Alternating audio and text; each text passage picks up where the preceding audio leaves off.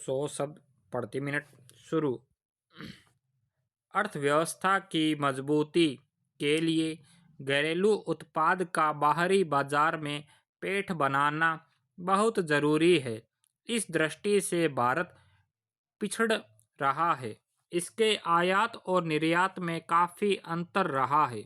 इसलिए लगातार मांग उठती रही है कि व्यापारिक घाटा पाटने के लिए निर्यात को बढ़ावा देना चाहिए। यह पहली बार है जब सरकार के घोषित लक्ष्य को प्राप्त करते हुए चालू वित्त वर्ष में निर्यात 400 अरब डॉलर के पार पहुंच गया है। यह ऐसे समय में संभव हो सका है जब दुनिया भर में कोविड महामारी के चलते आर्थिक गतिविधियां शिथिल पड़ी हुई थी और फिर रूस यूक्रेन युद्ध की वजह से बाहर के बाजार पर संकट मंडराना शुरू हो गया। निसंदेह इस उपलब्धि से सरकार का मनोबल बढ़ा और अर्थव्यवस्था को जल्दी पटरी पर लाने के संकल्प को मजबूती मिली है। प्रधानमंत्री ने इसे बड़ी उपलब्धि मानते हुए कहा है कि यह आत्मनिर्भर भारत की यात्रा में मील का पत्थर साबित होगा। स्वाभाविक ही निर्यात बढ़ने से एमएसएमई यानी सूक्ष्म, छोटे और मंझोले उद्योगों को प्रोत्साहन मिलेगा। एमएसएमई में बेहतरी का अर्थ है रोजगार के नए अवसर पैदा होना, क्योंकि इस क्षेत्र में सबसे अधिक रोजगार के अवसर है। कोरोना महामारी की वजह से हुई पूर्णबंदी ने इस क्षेत्र की बहुत बुरी गत बना दी थी। अब निर्यात बढ़ने से इस क्षेत्र को बल मिलेगा। दुनिया के बाजारों में अभी तक चीन, अमेरिका आदि कुछ देशों का वर्चस्व है। उसे तोड़ना भारत के लिए कठिन बना हुआ था, मगर कोरोना काल में जब दुनिया के बड़े कल कारखाने बंद हुए तो भारत जैसे देशों को उन बाजारों में पैर पसारने की जगह मिल गई। भारत के जिन क्षेत्रों में निर्यात की दर बढ़ी है वे पेट्रोलियम उत्पाद, रसायन, रत्न, आभूषण और इंजीनियरिंग है। इन क्षेत्रों में रोजगार के अवसर काफ़ी है। रत्न के कारोबार में भारत पहले से अग्रणी देशों में शुमार है। इसमें कुटीर उद्योग के रूप में काम करने वाले भी बहुत सारे लोग जुड़े होते हैं। कोविड की वजह से अर्थव्यवस्था में आई मंदी के दौर में सरकार के सामने सबसे बड़ी चुनौती रोजगार के नए अवसर पैदा करने की है। बंदी के दौरान लाखों लोगों के रोजगार छिन गए। एमएसएमई के बहुत सारे कल कारखानों में ताले पड़ गए। उनके पास नए सिरे से कारोबार करने की पूंजी तक नहीं बची। कर्ज का बोझ ऊपर से था। हालांकि आसान शर्तों पर सरकार ने कर्ज की व्यवस्था की थी, पर उद्यमियों की हिम्मत जवाब दे गई थी। इसकी बड़ी वजह थी कि उनके उत्पाद के लिए बाजार नजर नहीं आ रहा था। आयात के मुकाबले निर्यात के बढ़ने की एक बड़ी वजह यह भी है कि सरकार ने घरेलू उत्पाद को बढ़ावा देना शुरू किया है। कई वस्तुओं पर आयात शुल्क बढ़ा दिया है, जिसके चलते बाहर की वस्तुओं की अपेक्षा कीमत और गुणवत्ता में देसी उत्पाद प्रतिस्पर्धा में खड़े हो सके हैं। फिर बाहर के बाजारों में नई जगह तलाशने में कामयाबी मिली है। यह ज़्यादा संतोष की बात है। अभी तक गुणवत्ता और कीमत के स्तर पर भारतीय उत्पाद विदेशी वस्तुओं के सामने प्रतिस्पर्धा में खड़े नहीं हो पा रहे थे।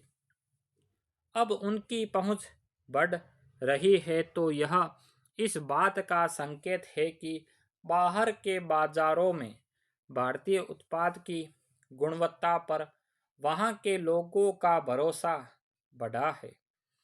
कारोबार में यह उछाल बना रहा तो बहुत जल्दी इसके सकारात्मक नतीजे नजर आने लगेंगे। पेरा गन्ना किसान अपनी समस्याओं को लेकर लंबे समय से सरकार के रवैये पर सवाल उठाते रहे हैं। उन्होंने कई बार इसके लिए आंदोलन का रास्ता भी अख्तियार किया है, लेकिन इसके हल की सीमा में अब तक कोई ठोस नीति नहीं बन सकी है। बल्कि हालत यह है कि आज भी गन्ना किसानों को अपने वाजिब हक के लिए इंतजार और संघर्ष करना पड़ रहा है।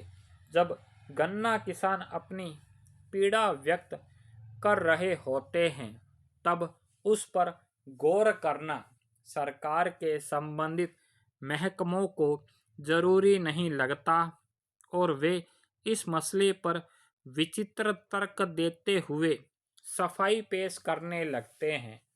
मगर खुद सरकार या संसद की ही कोई समिति जब आधिकारिक रूप से किसानों की शिकायत और पीड़ा को सही ठहराती है, उसके बाद भी सरकार को इस समस्या के समाधान के लिए कोई पहल करना जरूरी नहीं लगता।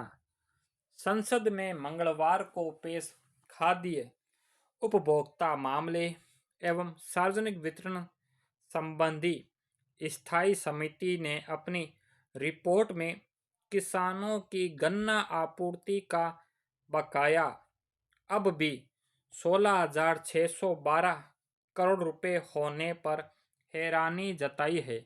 समिति ने कहा है कि सरकार बकाया राशि का तत्काल भुगतान सुनिश्चित करने के लिए चीनी मिलों पर दबाव डालकर उचित उपाय करे और साथ ही बंद और रुग्ण चीनी मिलों के पुनरुद्धार के लिए नीति बनाए। पेरा यों गन्ना किसानों की समस्याएं जग जाहिर रही है और सरकारों को भली भांति पता है कि इसका समाधान क्या है, लेकिन हैरानी की बात यह है कि सरकार को शायद ही कभी यह जरूरी लगा है कि इसके हल के लिए एक नियमित व्यवस्था कायम की जाए।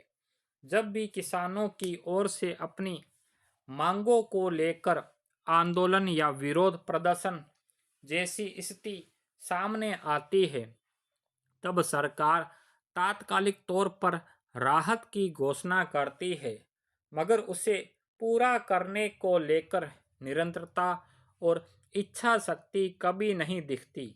यह बेवजह नहीं है कि गन्ना के बकाये का भुगतान करने के सरकार के दावे के बावजूद बकाये की राशि हजारों करोड़ में दर्ज पाई जाती है। संसदीय समिति ने इस संबंध में भी टिप्पणी की है कि हालांकि गन्ना मूल्य बकाया पहले की तुलना में कम हो गया है, मगर 16,612 करोड़ रुपए की राशि अब भी बहुत ज़्यादा है। जाहिर है इस बकाये की मार आखिरी तौर पर गन्ना किसानों को ही झेलनी पड़ रही है। पेरा गौरतलब है कि केवल उत्तर प्रदेश में करीब 4 करोड़ लोगों की रोजी गन्ने की खेती और उससे होने वाली आय से जुड़ी हुई है। चीनी मिलों का रवैया यह है कि वे किसानों को पहले गन्ना पहुंचाने फिर दाम देने की बात कहते हैं, लेकिन गन्ना किसानों की सबसे बड़ी समस्या बकाये का समय से भुगतान नहीं होना ही है। निजी मिलों की समस्या अलग स्तर पर जटिल है, जबकि प्रावधान यह है कि गन्ने की आपूर्ति के 14 दिनों के भीतर किसानों के पैसे का भुगतान कर दिया जाना चाहिए। हकीकत यह है कि 2016-17 और उससे पहले के गन्ना मूल्य का भुगतान अब भी बाकी है। स्टॉप।